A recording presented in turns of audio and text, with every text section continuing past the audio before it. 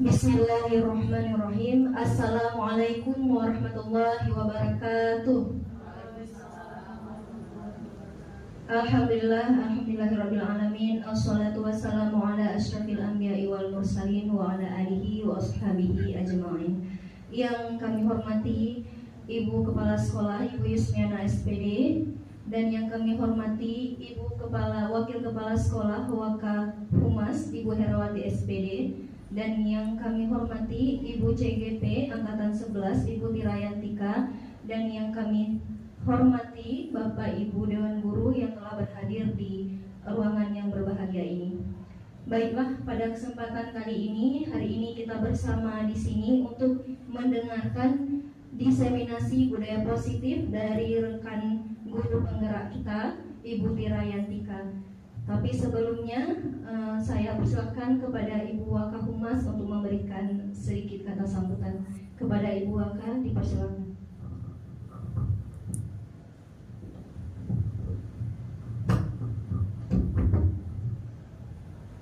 Assalamualaikum warahmatullahi wabarakatuh. Alhamdulillah alamin, wassalatu wassalamu ala asyrafil anbiya'i wal mursalin wa ala alihi washabihi ajmain.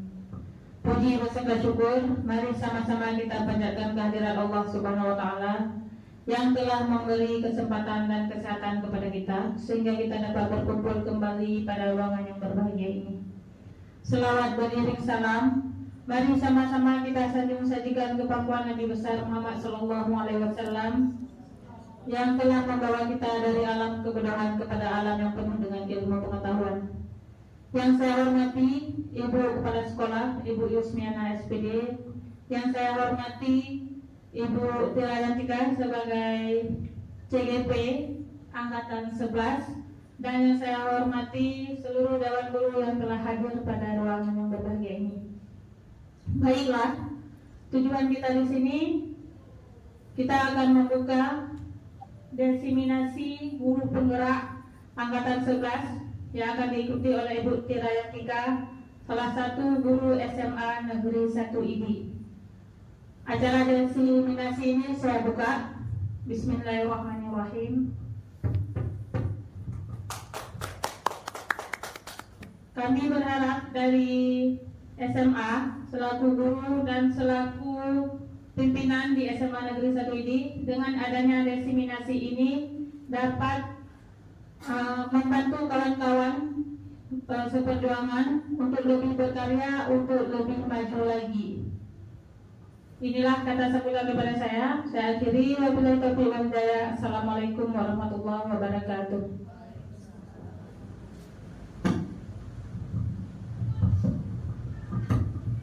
Terima kasih Ibu Herawati atas kata sambutannya yang sangat singkat, padat dan jelas, yang menginginkan kemajuan bagi sekolah kita.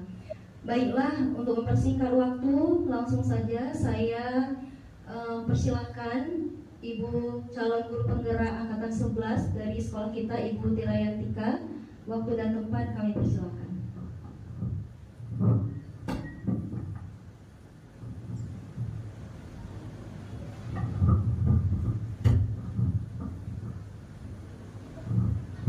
Baiklah Bapak Ibu, Assalamualaikum warahmatullahi wabarakatuh.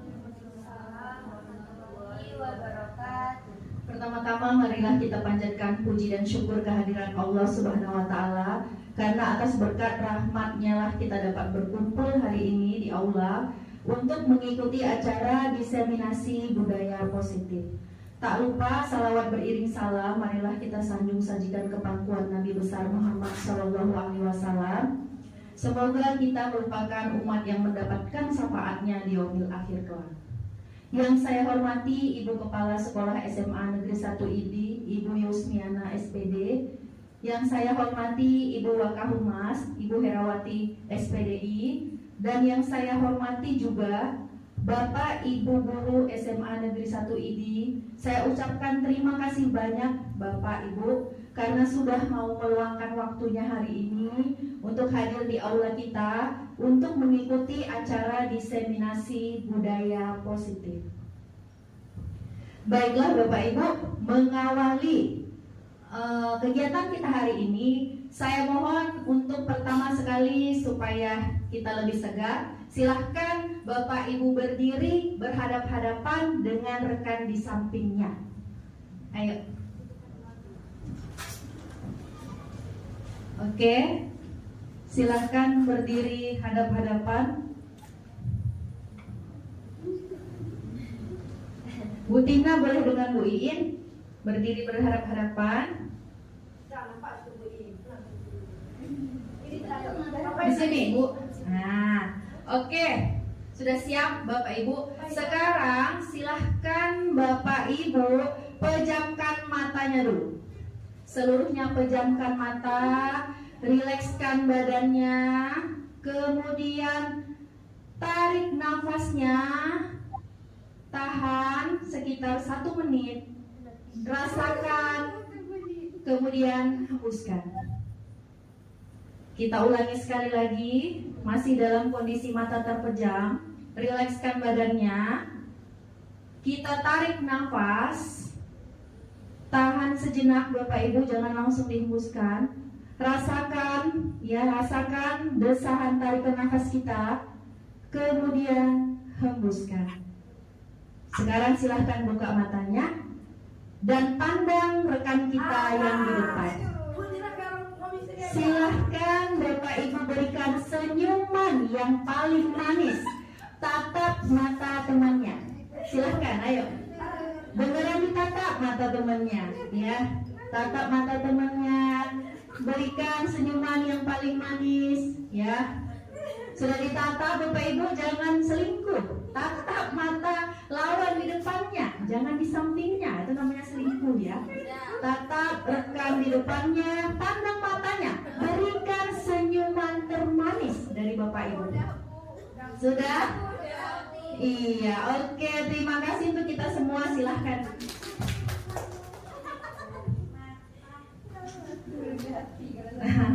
Baik Bapak Ibu, tujuannya apa? Hari ini kan materi kita tentang budaya positif, ya kan? Nah, sebelum kita menerapkan budaya positif, pikiran kita harus positif dulu, ya kan? Tadi apa nilai yang bisa kita ambil? Dengan memandang rekan, hanya pandang-pandangan loh. Saya suruh hanya pandang-pandangan, memberikan senyuman termanis, udah pada ketawa Bapak Ibu tadi, ya? Dengan tertawa, hati gembira, hati senang, berarti itu sudah menunjukkan salah satu nilai positif. Nah, itulah tujuan kegiatan kita tadi. Oke, baik, lanjut.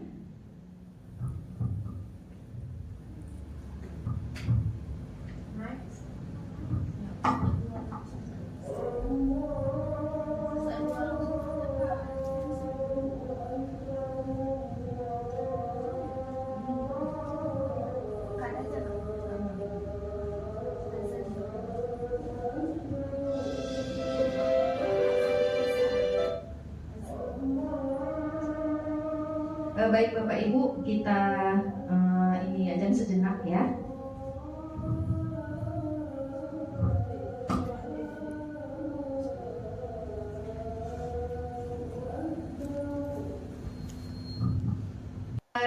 Kita akan masuk mengenai materi dari budaya positif.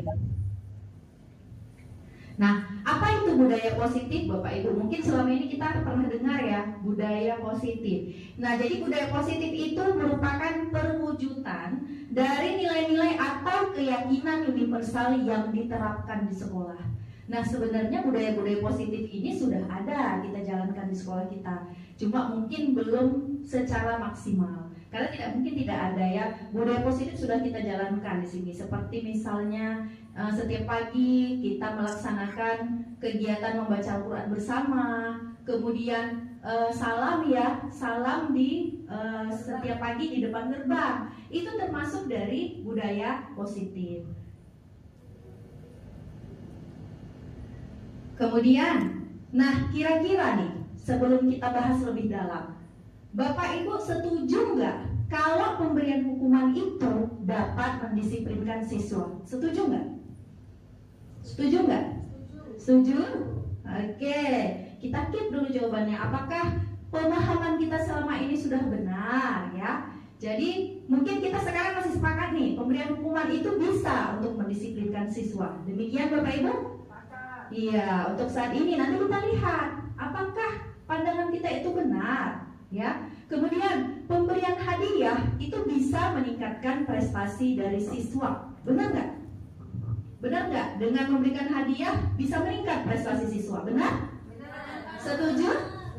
Setuju. Oke. Kemudian guru harus mampu memberikan solusi untuk setiap siswa yang bermasalah. Ini bagaimana? Benar nggak? Benar. Apakah kita selama ini sudah menjadi pemberi solusi? Ya, apakah benar posisi kita selama ini? Ya, nah ini yang nanti akan kita bahas lebih dalam. Kemudian guru berperan sebagai teman siswa. Setuju nggak? Kita ini berperan sebagai teman bagi siswa. Setuju nggak Bapak Ibu? Setuju. Oke, nanti kita lihat kembali ya setelah kita kaji beberapa teori hari ini.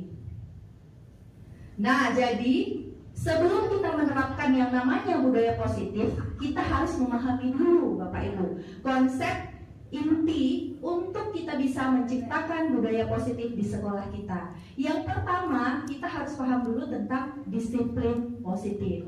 Kemudian motivasi perilaku manusia, keyakinan kelas, kebutuhan dasar, posisi kontrol seorang guru, dan juga segitiga restitusi. Saya yakin Bapak Ibu tidak asing lagi dengan beberapa istilah di sini, ya kan? Apalagi seperti keyakinan kelas atau keyakinan sekolah. Ini seringnya familiar.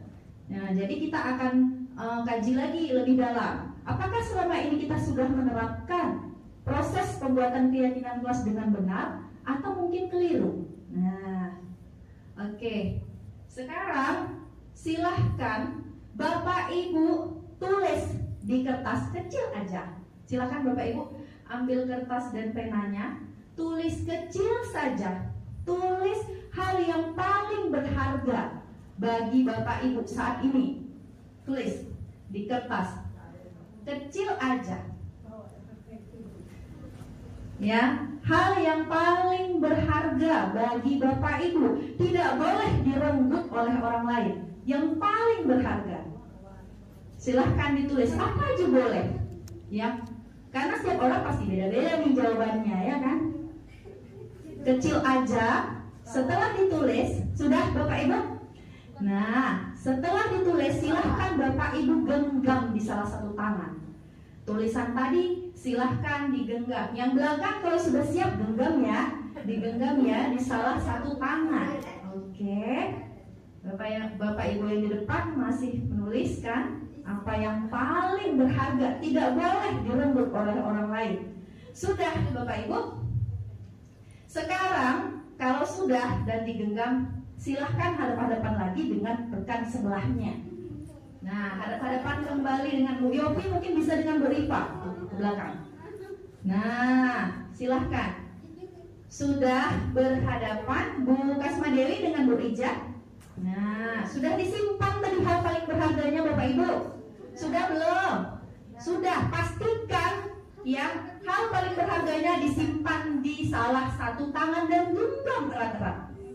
Sudah Bapak Ibu? Nah, sekarang silahkan saling apakah memujuk supaya rekannya mau buka tangannya. Silahkan, apakah dengan bujukan, rayuan, kalau maunya. Nah, ada yang langsung buka ya Bu Kasmadewi pasrah gitu. Ya, silahkan. Segala cara. Ada yang berhasil? Ada yang berhasil Bapak Ibu? Ada yang berhasil?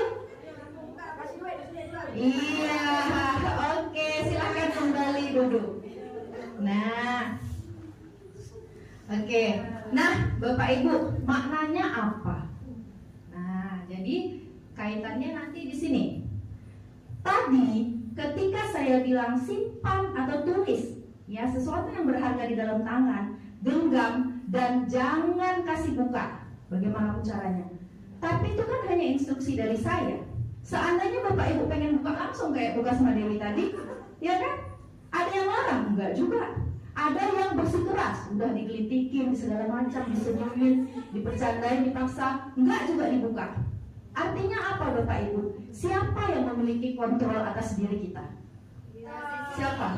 diri sendiri, benar. Bukan saya kan. Saya tadi hanya memberikan instruksi. Masalah hasil bisa dibedakan ya. Ada yang buka, ada yang nggak mau buka sampai detik-detik penghabisan tidak dibuka. Ya itu tergantung. Nah jadi memang berbeda. Begitulah posisi kontrol diri. Nah kenapa ini perlu saya ungkapkan? Coba kita lihat pergeseran paradigma teori kontrol. Bapak Ibu, selama ini kita ini sebenarnya memiliki ilusi dalam mengontrol murid. Artinya selama ini jujur saya pribadi pun sebelum mengikuti program calon guru penggerak ini, saya sering sekali melakukan kontrol terhadap murid. Ya, contohnya, kamu tidak boleh begini, kamu jangan begini. Kalau kamu tidak mengikuti pelajaran saya keluar. Nah itu saya, pengalaman saya pribadi. Ya, atau kalian harus mengerjakan tugas, kalau nggak nilai tidak tuntas. Itu saya sebenarnya mengontrol murid.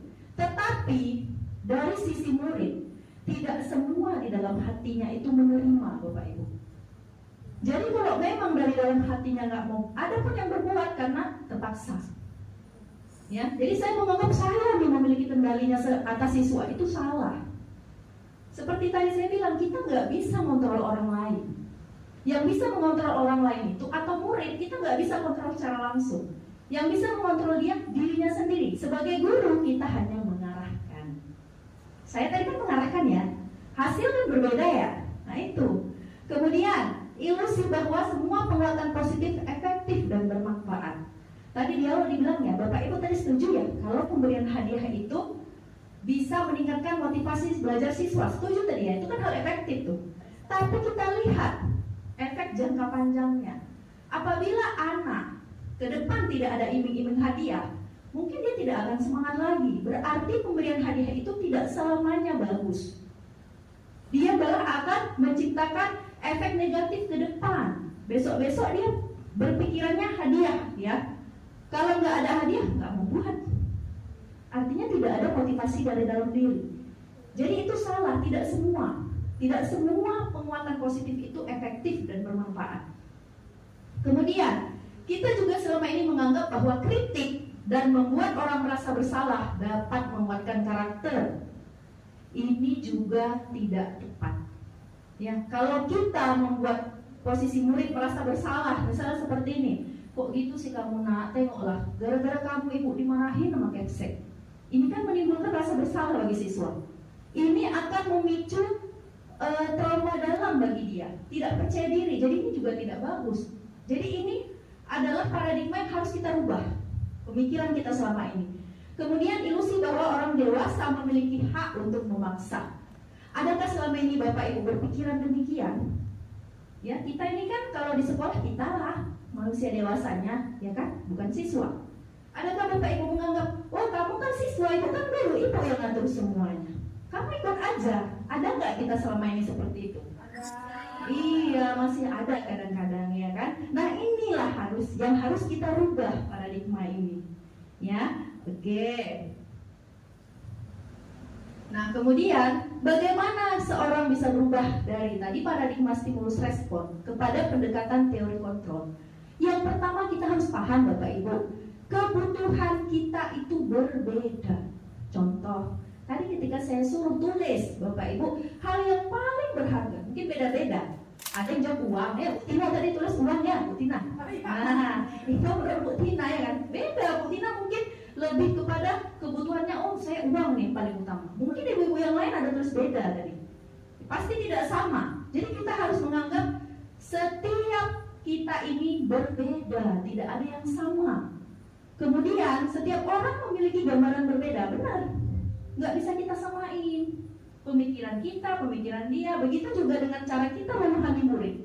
Apalagi murid kita banyak, ya bukan hanya satu.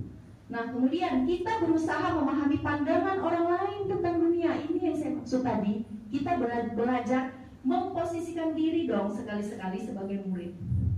Jangan beranggapan kita yang paling benar. Ibu guru tidak pernah salah. Kalau guru salah, kembali ke peraturan 1. Guru tidak pernah salah. Tidak ada seperti itu ya Bapak Ibu. Nah kemudian semua perilaku memiliki tujuan. Bapak Ibu, kita ini kan insan pilihan. Kita ini mendidik. Kalau kita di SMA ini ramai siswanya berapa ratus, 700, 800-an. Ya. Semua anak itu nggak sama perilakunya. Banyak yang berperilaku negatif. Mungkin ketika kita ngajar dia tidur. Kita tidak boleh langsung menjudge, itu memang malas, oh biar aja situ. Tidak bisa seperti itu. Karena mungkin ada sesuatu yang membuat dia tidur di kelas. Ya kita harus tanya. Nah itu ya. Kemudian hanya Anda yang bisa, ya benar ya, benar tadi ya. Hanya kita yang bisa mengontrol diri. Kemudian Anda tidak bisa mengontrol orang lain. Seperti tadi barusan kegiatan genggam tangan, ya. Kemudian kolaborasi dan konsensus menciptakan pilihan-pilihan baru. Nah, jadi di sini kita perlu mengadakan yang namanya kolaborasi dengan rekan sejawat supaya terciptalah budaya positif ini tadi. Kemudian model berpikir kita harus menang-menang, jangan menang kalah. Ya. Kemudian, kita lanjut dengan disiplin positif.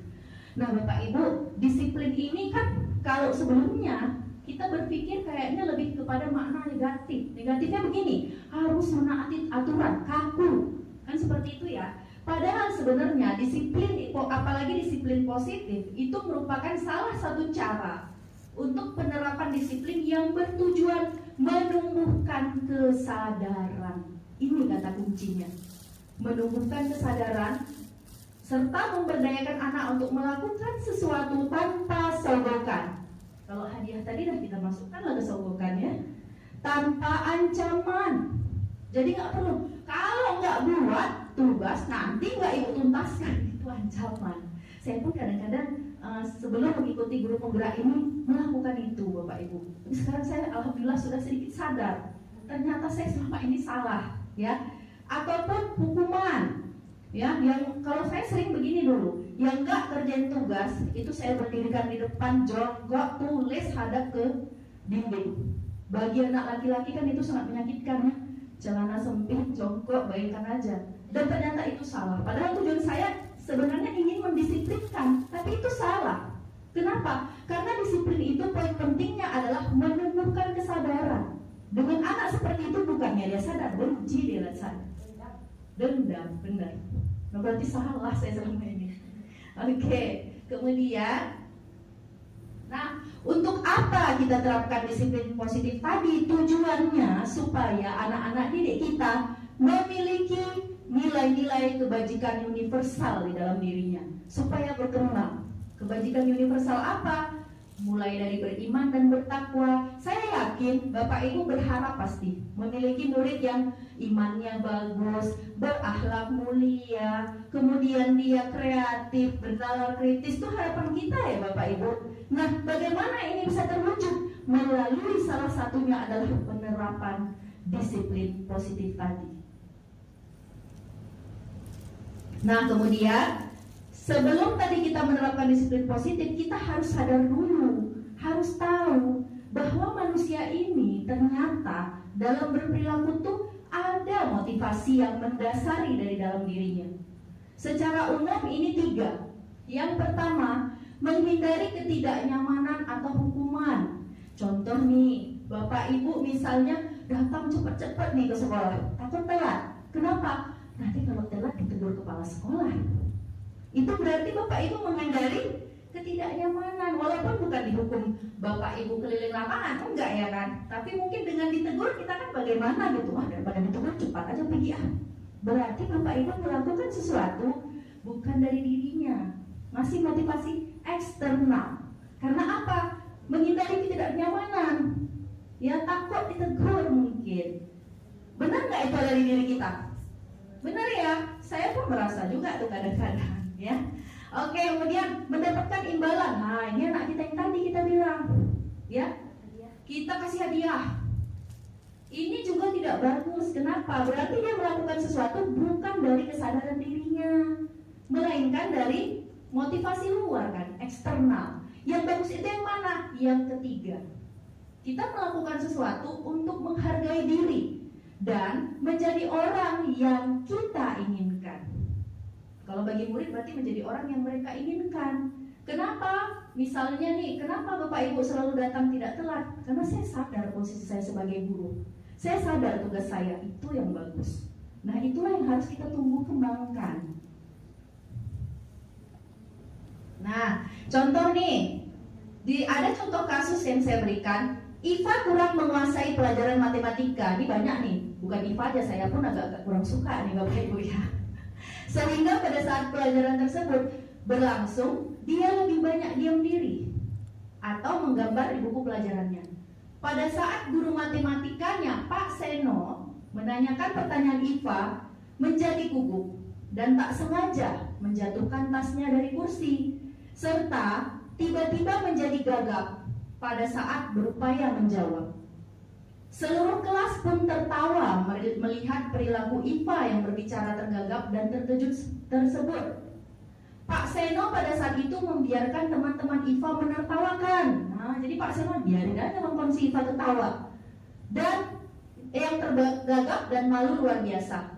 Malahan dia meminta Iva untuk maju ke depan dan berdiri di depan kelas sambil menunjuk hidungnya. Karena tidak bisa menjawab pertanyaan Pak Seno, kelas makin gaduh dan anak-anak pun tertawa melihat Iva di depan kelas memegang ujung hidungnya. Bapak Ibu setuju nggak dengan tindakan Pak Seno? Tidak. Dengan tindakan seperti ini, bagaimana rasanya hati atau perasaan si Iva di depan kelas?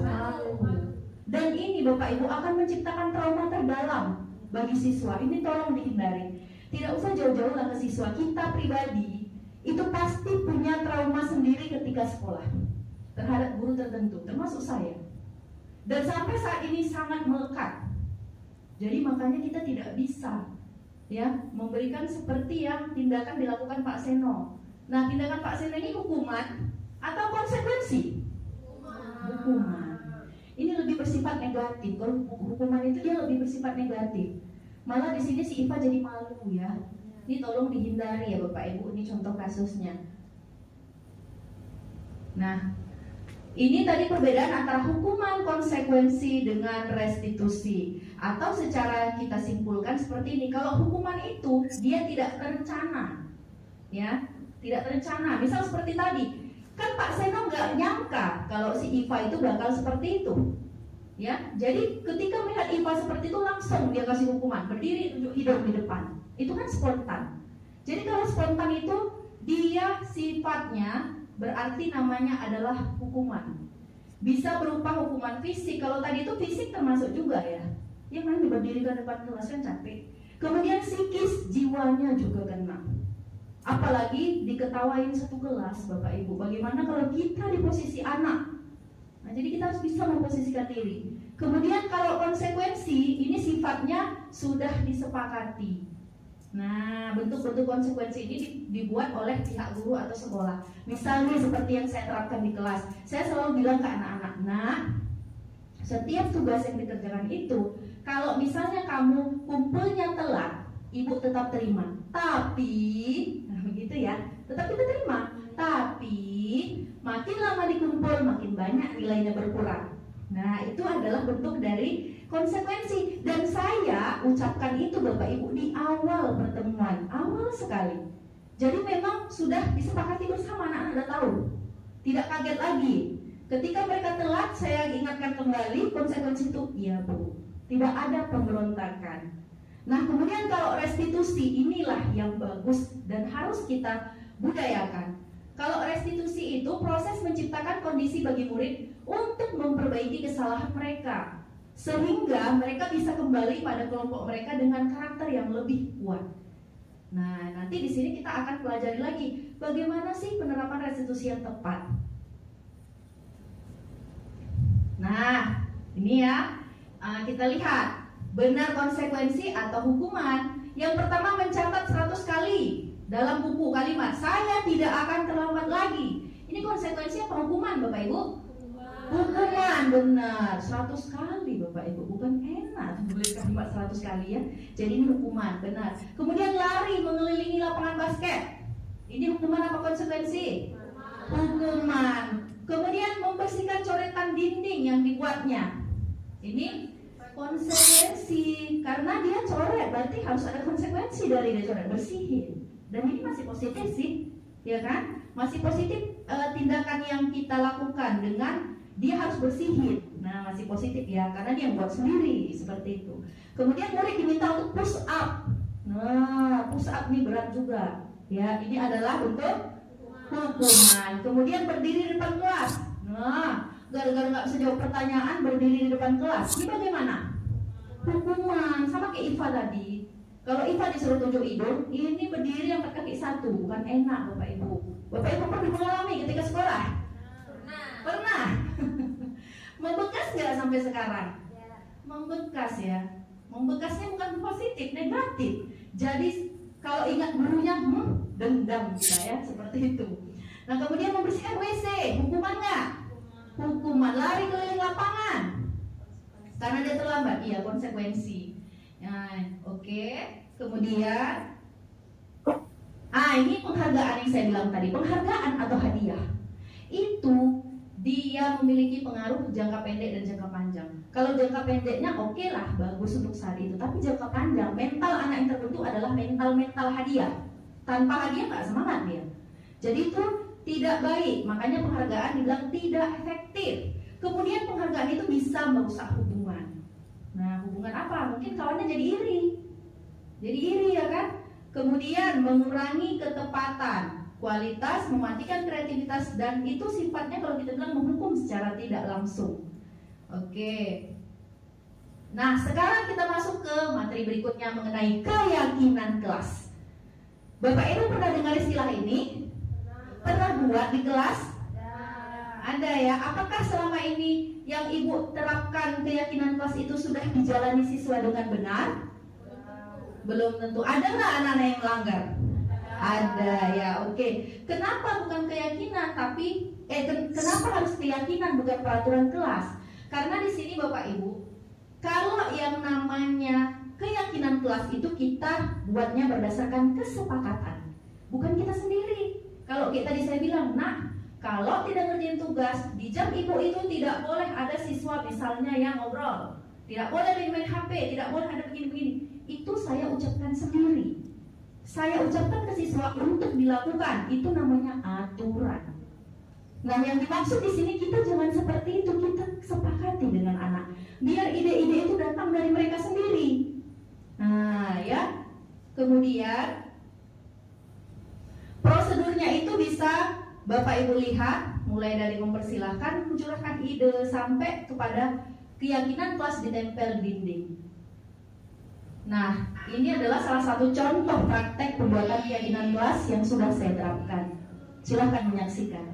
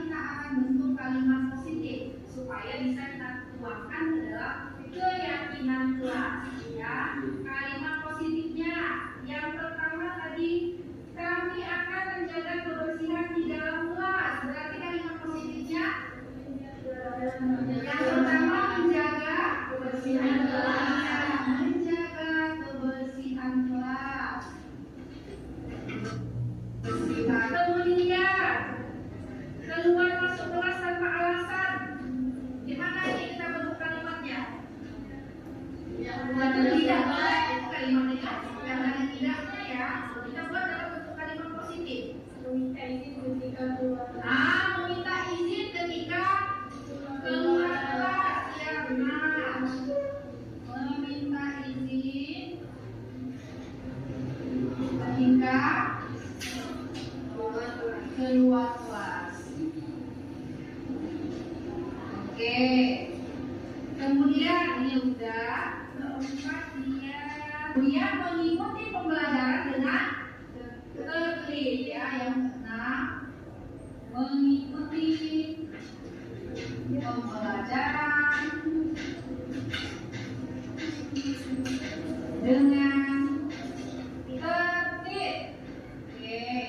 Nah, coba kalau anak-anak itu perhatikan di sini kan tadi anak-anak itu cuma menampilkan dua nilai kebijakan, ya kan?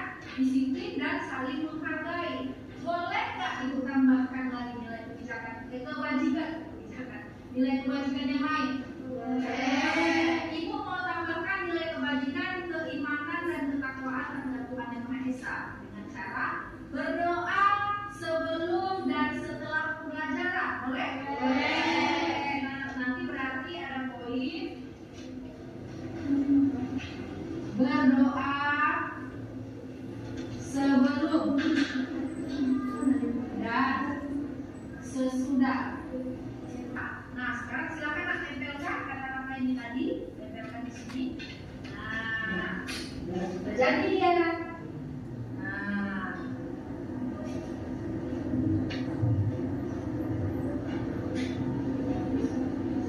oke ya. Nah, jadi ini sudah terbentuklah dari semua ide anak-anak ibu tadi.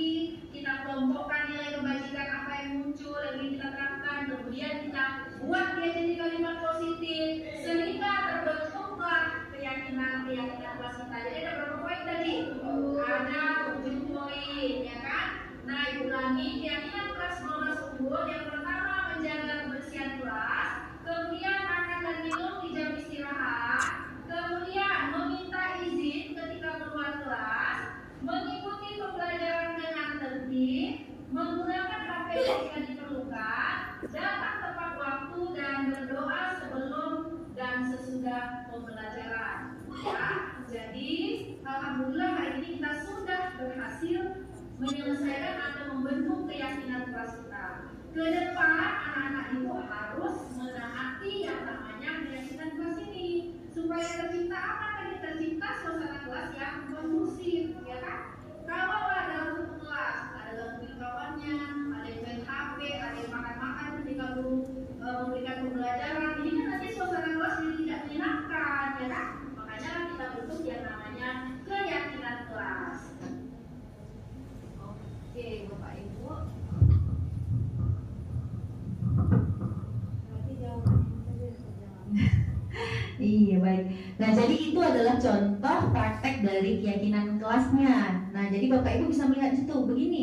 Bapak Ibu, keyakinan kelas itu sebenarnya idealnya yang bentuk adalah wali kelas. Karena apa? Kalau kita semua mapel gitu masuk buat keyakinan kelas, udah pening anak banyak kali ya kan? Jadi baiknya itu wali kelas. Tapi kita sebagai guru mapel boleh menambahkan poin-poin tertentu.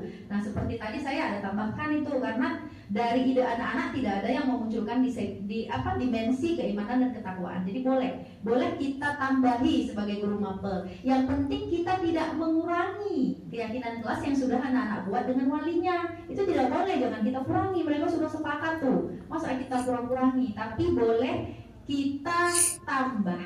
Nah, seperti itu ya. Oke, kemudian masuk kita ke 5 posisi kontrol guru. Nah, di sini Bapak Ibu termasuk kita di dalamnya nih, ada sebagai penghukum, pembuat rasa bersalah, teman, pemantau, ataupun manajer. Nah, pertanyaan saya ke Bapak Ibu, selama ini posisi kontrol mana yang sudah sering Bapak Ibu terapkan di kelas?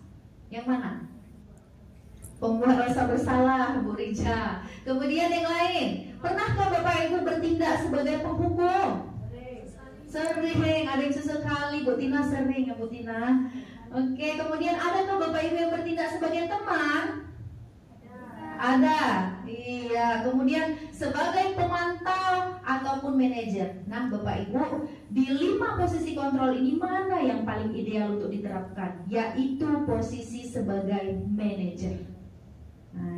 di sini mungkin kita belum sepenuhnya bisa mengambil posisi sebagai manajer, termasuk saya karena masih masa belajar juga bagaimana sih menerapkan posisi manajer ini. Tapi kita harus berusaha untuk menghindari ya posisi yang paling negatif itu posisi penghukum. Ini yang paling negatif sekali. Ini kita hindari. Kalau yang lain itu lebih baik kita hindari. Kalau yang atas itu harus mutlak ya, mutlak dihindari penghukum. Kalau pembuat rasa bersalah, teman dan pemantau ini masih bisa kita pertimbangkan dan lihat situasi. Tapi alangkah baiknya kalau Bapak Ibu menerapkan prinsip sebagai manajer. Nah, bagaimana prinsip sebagai manajer itu atau posisi kontrol sebagai manajer itu?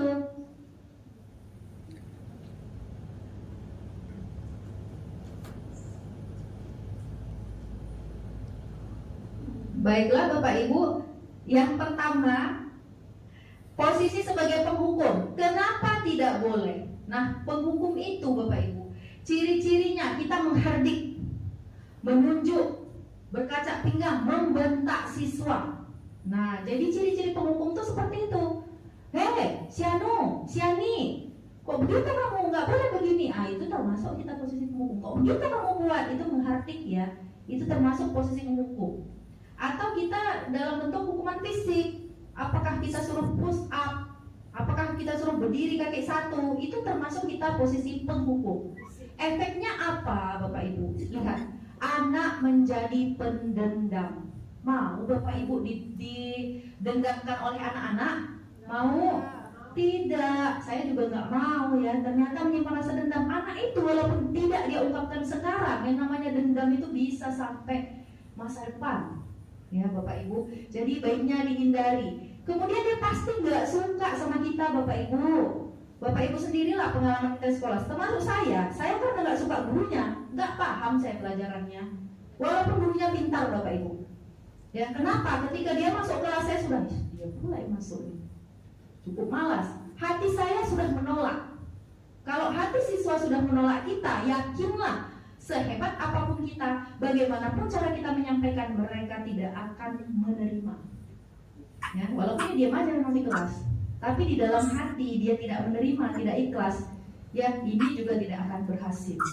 Maka hindarilah posisi sebagai penghukum. Kemudian pembuat rasa bersalah. Nah ini saya juga pernah, ini rupanya Bapak Ibu, baru sadar saya kalau posisi itu salah. Ya kan, suaranya lemah lembut. Nah, beda dengan penghukum. Kalau penghukum kan langsung, wow, Sianu, begini kan begitu ya. Kalau pembuat rasa bersalah kita suaranya lembut, tapi kita menyalahkan siswa.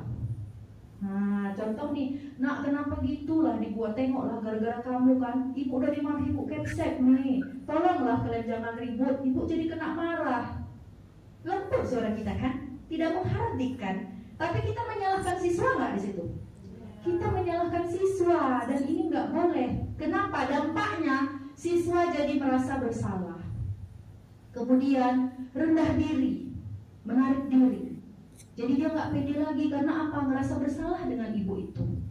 Nah, jadi ini juga dihindari. Kemudian yang ketiga, posisi sebagai teman. Nah, ini baik atau tidak kira-kira? Posisi sebagai teman, ini gurunya ramah. Sering kita bercanda dengan siswa. Nih, kalau posisi teman. Tapi dampaknya murid jadi bergantung pada kita, ya. Kemudian siswa jadi nggak mandiri. Contoh nih, ada siswa datang telat. Nah, kenapa sih telat? Ibu udah cepat masuk, besok jangan lagi ya. Ini dari ibu handle nih. Ibu anggap nggak telat, masuk terus, cepat masuk. Padahal harusnya kita tidak begitu, ya. Karena kita tadi memposisikan murid sebagai teman, masuk terus, ya. Ini ibu handle nih absennya. Tapi besok jangan lagi ya. Nah, itu juga salah.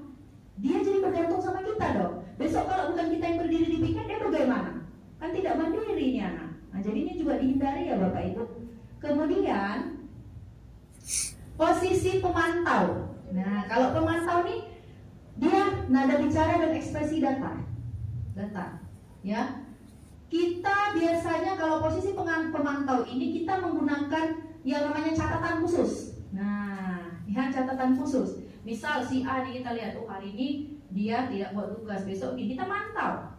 Ya, ciri-ciri pemantau ini gurunya selalu buat catatan, bawa catatan dosa kemana-mana, catatan dosa siswanya ya.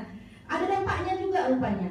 Dampaknya, hadiah atau hukuman yang diberi tanpa melihat nilai kebajikan dan tidak sepenuhnya mandiri. Jadi posisi pemantau ini tidak buruk-buruk kali, ya, tapi tidak juga disarankan. Alangkah baiknya ke posisi manajer. Di posisi manajer, nah, suara kita netral, ya. Kemudian kita mengajukan pertanyaan-pertanyaan yang membantu siswa. Jadi Bapak Ibu, solusi bukan dari kita. Sekali lagi saya terapkan, ketika siswa bermasalah, solusi bukan dari kita. Kita hanya mengarahkan, kasih jalan, kasih petunjuk. Bukan kita yang cari solusi, biar anak yang cari solusi. Paham ya? Itu beda, bukan kita. Oke, dampaknya murid mandiri. Percaya diri dia dalam memecahkan masalahnya. Nah, kemudian tadi saya bilang di awal kalau kita ini kebutuhannya beda-beda. Jadi ketika siswa kita ada yang membuat masalah di kelas, kita harus telusuri dulu Bapak Ibu kebutuhan dasarnya. Biasanya manusia itu berperilaku pasti ada alasannya. Mungkin dia adalah anak broken home. Di kelas memang buat kacau terus, ya, selalu nyaut-nyaut kita dan sebagainya. Kita tidak boleh langsung menjudge dia anak nakal. Kita telusuri, jangan-jangan dia ada kebutuhan yang tidak terpenuhi. Apa kebutuhannya? Kebutuhan kasih sayang misalnya. Nah, jadi kita harus pahami kebutuhan ini. Ada anak yang berbuat aneh-aneh atau mencuri perhatian di kelas dengan tindakan negatif, mungkin ada kebutuhan dasar dia yang tidak terpenuhi. Nah, jadi kita harus pahami benar, telusuri, tanya anaknya. Jangan gengsi Bapak Ibu. Ya, kita ini sebagai pendidik, bukan hanya pengajar. Kita ini pengayom, ya. Oke. Nah, ini contoh nih. Aku senang main kejar-kejaran dengan ibu guru, seru. Berarti ini anak memenuhi kebutuhan akan kesenangannya. Kemudian, ibu kejar aku karena ibu guru sayang aku. Ini anak SD banget ya. Nah, ini karena apa nih? Kebutuhan akan kasih sayang. Anak yang begitu, kadang dia mungkin tidak terima itu di rumah. Orang tuanya sibuk terus. Nah, kemudian aku hebat kan? Bisa bikin ibu guru kejar aku. Nah, ini dia pengen dianggap dia itu hebat. Nah, penguasaan. Ada nggak anak-anak kita yang seperti itu? Ada Bapak Ibu, banyak. Saya contohnya pengalaman pribadi mengajar di IPS. Kalau anak IPS itu katanya kan memang anak-anak bandel, nggak tahu apa-apa gitu ya. Tapi Bapak Ibu, itu semua ternyata salah.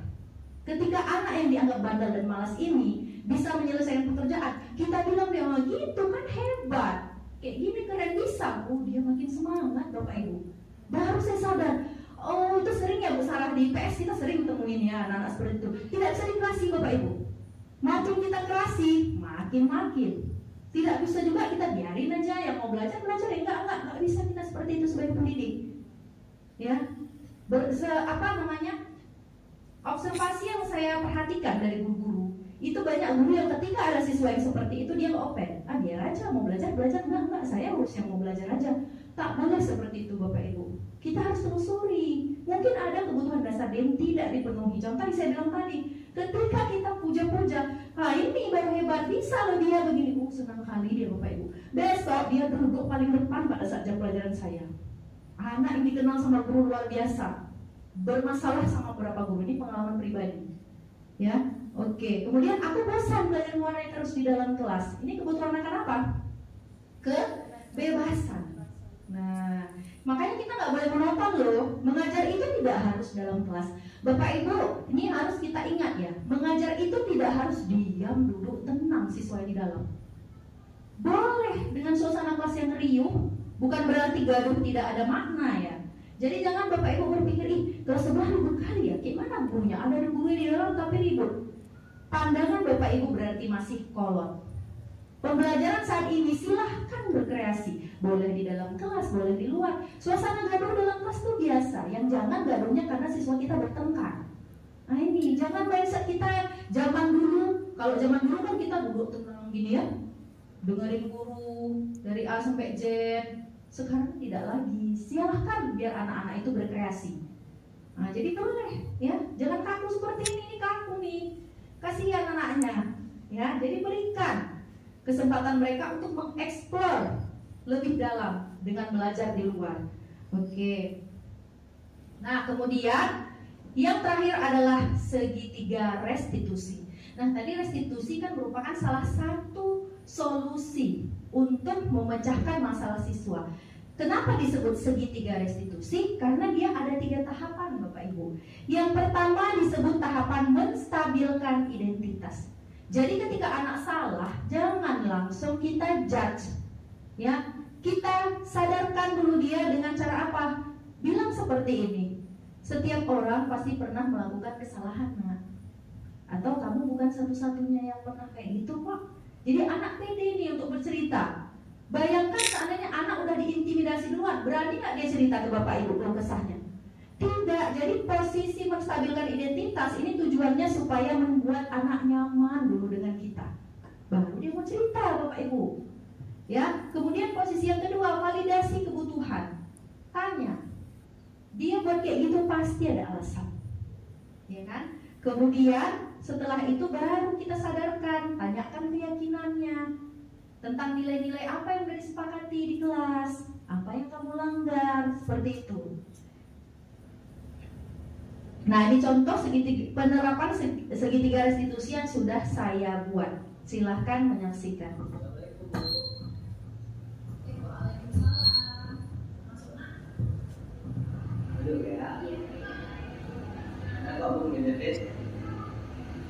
Sehat hari ini? Jadi sebelumnya minta maaf ya, udah gangguinnya sebentar, panggil Zabir kembali. Karena kan kemarin ibu udah lapor dari 15. Katanya Zabir itu ngejek-ngejek Nabila, olok-olok sama berkata kasar ya, Nabila ya. Ada masalah apa Bagaimana? Mereka bu, dia yang bangkas, terus dia sudah kasih, jadi ya kira-kira aku, ada yang dia retenir. Dan motif dia menit, gimana cara mengatainya tuh? Saya dia di depan kawan-kawan, retenir tuh lari. Oh gitu, katanya berarti di depan kawan-kawan kami ya, katanya retenir ya. Dan ibu juga sebagai manusia pernah juga sih kadang-kadang kayak gitu ya, jadi tahu kalau namanya sebagai manusia kita pasti pernah berbuat yang namanya kesalahan, ya kan? Nah, kira-kira kamu ini pasti ada alasan kenapa berbuat seperti itu. Apa alasan kamu, Nak? Cuma kemarin bukan, cuma buat bercanda aja nih anak itu, ya lucu. Malah Nabila nangis. Oh jadi Nabila sampai nangis? Ya bu. Oh ya ampun, sampai nangis ya. Berarti niatnya cuma iseng awalnya supaya seru-seruan gitu di kelas, jadi rame gitu ya, supaya orang lain itu ketawa. Ya, itu niat awalnya. Ternyata Nabilanya nangis.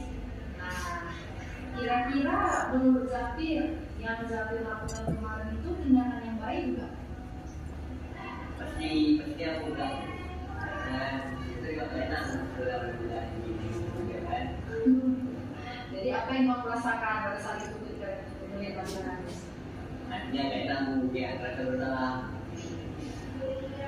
Jadi coba kira-kira kalau kita ingat ya dengan kelas yang pernah kita bentuk nih, kira-kira Zafir ini udah langgar keyakinan kelas yang mana? Jadi udah langgar keyakinan yang saling menghargai. Ya karena kemarin kan kita sebelum kita mulai pembelajaran di awal tuh kita udah sepakat ya kita buat keyakinan bersama. Kita buat itu kan tujuannya supaya kita nyaman bagi kita, termasuk poin di mana kita harus saling menghargai dan menghormati teman. Nah, jadi kalau perasaannya nih sekarang gimana tadi perasaannya? Gak enak ya. Rasa bersalah Rasa bersalah, rasa menyesal gitu ya, menyesal, bersalah. Nah, jadi kedepannya kira-kira bagaimana? Banyak ada sih coba kalau lagi, dia lagi, kalau lagi, kawan, mungkin ada yang berkawan. Oke, bangga sama Zafir karena Zafir yang sudah melakukan kesalahan dan sudah sadar bahwa itu salah. Kemudian kedepannya berarti kamu bakal bagaimana? Nabila? Gak bakal mau lagi bu, pengen Dan jangan lupa apa? mahal. Jadi bagus nak ya itu kita mungkin yang tidak dulu tidak sengaja ternyata teman jadi nangis ya kan, kita jadi kan tidak sengaja sebenarnya, ya kan? Jadi niatnya itu bukan niat buruk sih awalnya, spesialis keluar, ternyata itu tindakan-tindakan yang menyakiti hati teman, ya. Jadi bagus apa yang saya sampaikan untuk solusi ke depan. Semoga lebih baik lagi, lebih semangat dan lebih saling menghargai kontrolnya ya Mas ya. Dan berbagi dosanya.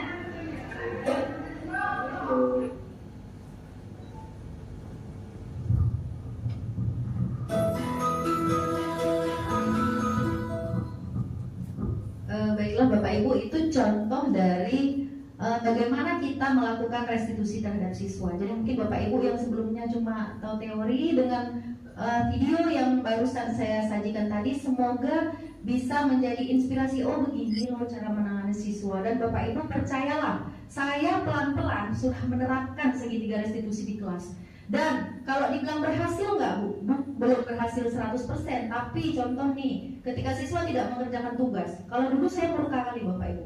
Kalau siswa nggak kerjain tugas, memang sangat murka, marah saya memang di kelas. Dan saya tidak mau terima lagi itu tugasnya. Tapi efeknya bagaimana? Ke depan apakah dibuat siswa itu? Kebanyakan nggak buat, nggak open dia. Kita bilang pun, udah nilai nggak ibu tuntaskan. Anak-anak tidak percaya lagi, karena menganggap, lah ibu itu cuma ancam-ancam. Artinya apa? Ke depan tidak dia buat.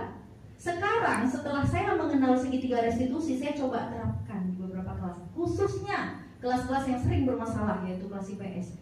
Dan hasilnya Bapak Ibu, ya, beberapa waktu yang lalu ketika saya buat penerapan segitiga restitusi ini, anak malah buat. Sebelum saya masuk ke kelas, ada yang menghampiri saya, Bu, tugasnya udah saya taruh ya di atas meja. Saya belum masuk kelas loh, dia udah taruh di atas meja.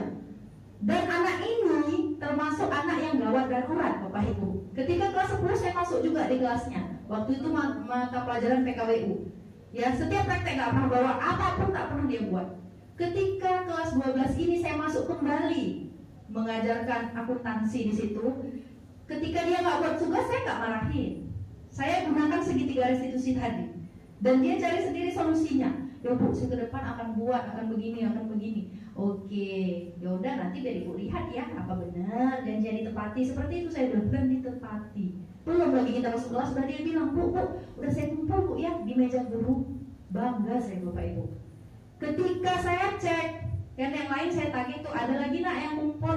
Ternyata dari 8 siswa itu sudah ada 5 siswa yang kumpul. Makanya saya bilang tidak berhasil 100%, kan pelan-pelan. Ada mungkin anak yang ketika direstitusi sekali nggak berhasil, kita restitusi lagi 2 kali. Semoga dia mendapatkan hidayah dari Allah yang Maha Kuasa, ya kan, untuk berperilaku positif. Nah, demikianlah materi diseminasi budaya positif hari ini. Semoga bisa menginspirasi Bapak Ibu untuk kita ke depan menjadi lebih baik lagi.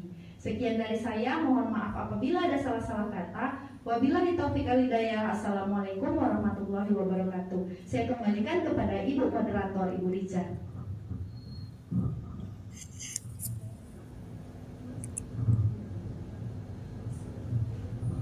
Terima kasih kami haturkan pada Ibu calon guru penggerak Ibu Tira Yantika yang telah memaparkan budaya positif pada kita semua. Alhamdulillah kita banyak sekali mendapat pencerahan ya Bapak Ibu, sepakat?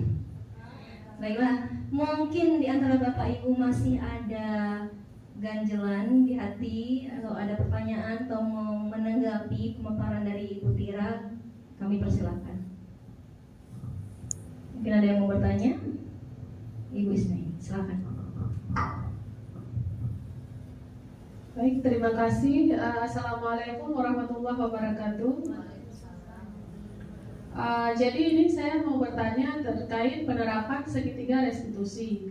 Seandainya, ini alhamdulillah tadi cerita Bu Tira ya, ada perubahan. Seandainya sudah kita lakukan restitusi berulang kali, tapi siswanya masih melakukan pelanggaran yang sama. Yang ingin saya tanyakan, apakah ada pendekatan lain yang bisa kita terapkan sehingga siswanya benar-benar ada kesadaran untuk mengubah perilaku yang melanggar tersebut. Sekian Bu, terima kasih. Baik, silakan Bu Tira. Baik Bu Iin, terima kasih atas pertanyaannya. Ini pasti akan terjadi, pasti. Karena sekian banyak siswa seperti yang saya ungkapkan tadi tidak berhasil. Ada siswa sekali saja kita buat seperti itu berhasil. Ada yang 2 kali, ada 3 kali, ada berkali-kali tak berhasil juga. Nah, bagi siswa yang memang berat seperti ini khusus, itu kita lakukan pendekatan heart to heart. Tahu heart ya Bapak Ibu? Kalau salah penyebutan saya mohon maaf karena saya bukan guru bahasa Inggris ya. Jadi pendekatan dari hati ke hati. Kalau tadi kan sifatnya itu masih semi formal. Nah, kalau heart to heart kita itu lebih baik kita memang lakukan dengan cara apa? Panggil dia khusus di ruangan khusus kalau perlu. Ya, memang tanya dari sisi dia, buat dia merasa nyaman. Biar dia ungkapkan apa sebenarnya, kenapa dia seperti itu, kenapa tidak mau melakukan yang lebih baik, kenapa mengulangi kesalahan yang sama. Jadi tips awal itu kita tanyakan tujuan dia apa. Saya yakin semua manusia punya tujuan ke sekolah ini. Sadarkan dia itu ke sekolah mau ngapain, apa tujuannya, dia punya mimpi tidak, sentuh hatinya Bapak Ibu, ya. Dengan cara seperti itu bahkan ada siswa yang sampai menangis dan sebagainya, itu berarti dia sudah sadar, menyadari posisi seperti itu. Ya kan, itu ada memang dan kejadian. Nah, kalau lebih mantapnya lagi Bu In, kalau mau lebih mantapnya, sebelum kita panggil secara heart to heart, kita observasi dulu ini anak. Dari siapa? Dari wali. Tanya, ini anak bagaimana Bu latar belakangnya? Nah, itu dulu. Kalau mau lebih mantap lagi ya kan, kalau setelah kita tanya terus seperti ini, jadi pada saat kita melakukan heart to heart nyambung. Nah, jadi kita sudah kenal seperti ini ternyata. Jadi coba sadarkan dengan ingatkan tujuan dia. Mau ngapain nak kesini? Sekolah itu tujuannya apa? Umur kita ini bertambah terus, mau sampai kapan seperti itu? Adakah mimpi kamu ke depan? Nah, itu disadarkan. Mudah-mudahan dengan cara seperti itu anak bisa melakukan perubahan sedikit demi sedikit. Tapi kita nggak boleh berharap harus 100% ya, nggak ada itu Bapak Ibu. Biar pelan atau sedikit-sedikit, yang penting ada niat anak untuk memperbaiki diri, itu harus kita hargai. Dengan kita menghargai dia ke depan lebih semangat. Seperti itu mungkin Bu Iin. Saya kembalikan kepada Bu Rija. Sangat menarik sekali jawaban dari Ibu Tira, bahwasanya segitiga restitusi itu bukan hanya pembicaraan empat mata ya, tapi sudah heart to heart ya, dari hati. Oke. Ada lagi mungkin Bapak Ibu yang ingin bertanya atau memberi tanggapan? Sudah sangat jelas sekali ya. Baiklah. Alhamdulillah hari ini kita sudah mendengarkan pemaparan diseminasi budaya positif dari Ibu Tirayanti KSPD. Semoga dengan ilmu dan konsep yang sudah kita dengarkan hari ini bisa kita terapkan di sekolah kita. Saya sebagai moderator undur diri, mohon maaf jika ada kesalahan. Akhirul kalam, wassalamualaikum warahmatullahi wabarakatuh.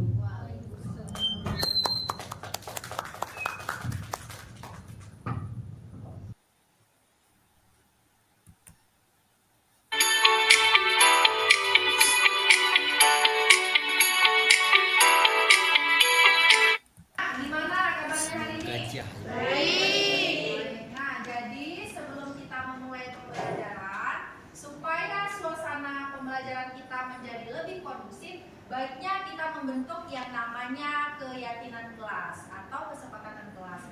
Guna keyakinan kelas ini apa? Agar kalian belajarnya nyaman, ya. Di sini kita enak belajarnya, semua bisa mengikuti pembelajaran dengan baik. Ya, makanya kita perlu bentuk yang namanya kesepakatan ataupun keyakinan kelas. Nah, keyakinan kelas yang kita bentuk nanti itu kita buat berdasarkan kesepakatan antara ibu dan juga kalian secara umum.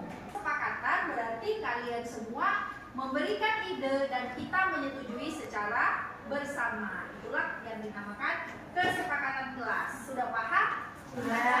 Nah, sekarang silakan anak ibu tuangkan ide-idenya. Apa yang perlu kita buat kesepakatan atau keyakinan untuk kelas kita supaya pembelajaran kita menjadi lebih kondusif. Misal nih, tidak boleh ngobrol pada saat jam pelajaran.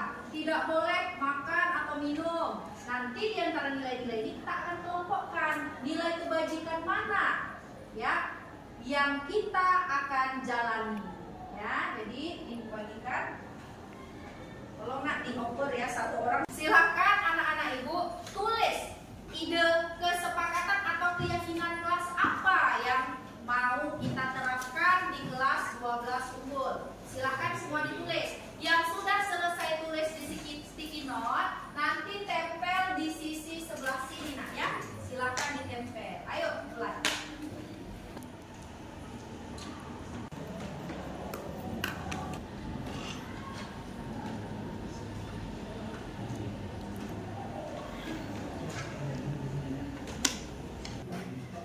Liu, yes. Sisi kosong ya. Silakan.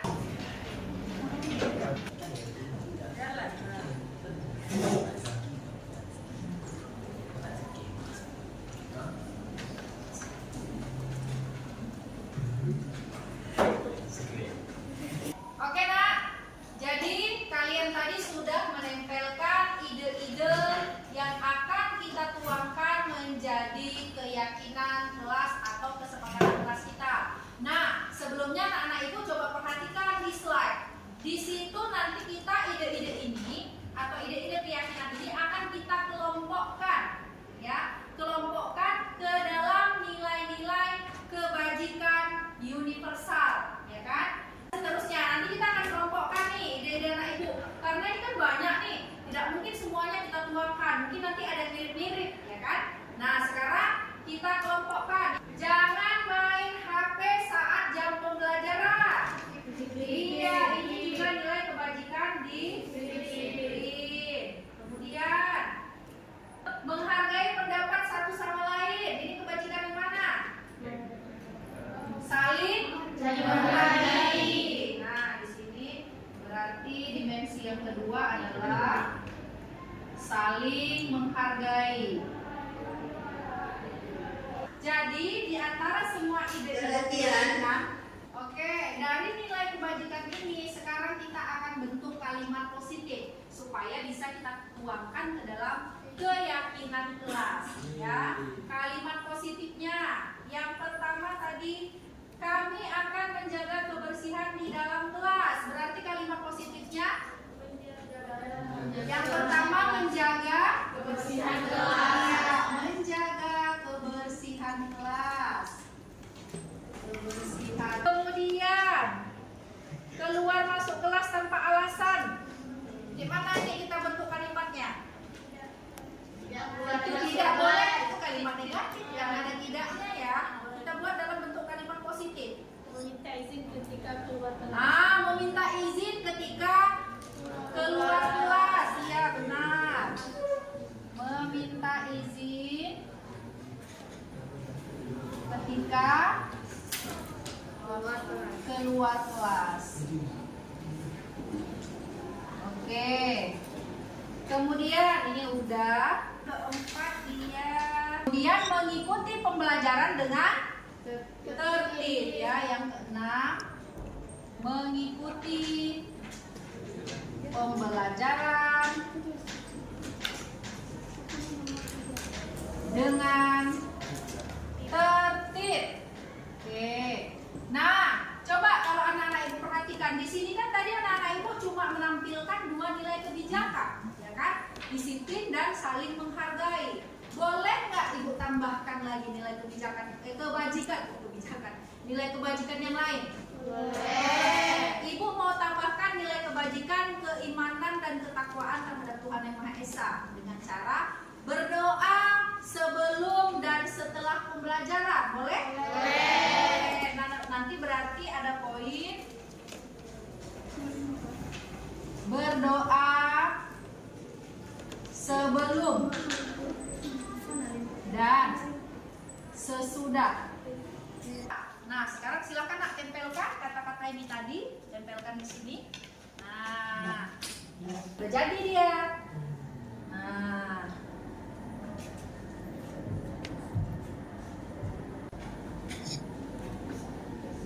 oke ya. Nah, jadi ini sudah terbentuklah Dari semua ide anak-anak ibu tadi, kita kelompokkan nilai kebajikan apa yang muncul, yang ingin kita terapkan, kemudian kita buat dia jadi kalimat positif, sehingga terbentuklah keyakinan kelas kita. Jadi ada berapa poin tadi? Ada 7 poin, ya kan? Nah, ibu ulangi, keyakinan kelas 12 unggul. Yang pertama, menjaga kebersihan kelas, kemudian makan dan minum di jam istirahat, kemudian meminta izin ketika keluar kelas, mengikuti pembelajaran dengan tertib, menggunakan HP ketika diperlukan, datang tepat waktu dan berdoa sebelum dan sesudah pembelajaran. Ya, jadi alhamdulillah hari ini kita sudah berhasil menyelesaikan atau membentuk keyakinan kelas kita. Ke depan anak-anak ibu harus menaati yang namanya keyakinan kelas ini, supaya tercipta apa tadi? Tercipta suasana kelas yang kondusif, ya kan? Kalau lah dalam satu kelas ada gangguin kawannya, ada yang main HP, ada yang makan-makan ketika guru memberikan pembelajaran, ini kan nanti suasana kelas jadi tidak menyenangkan, ya kan? Makanya lah kita bentuk yang namanya keyakinan kelas. Gimana kabarnya hari ini? Baik.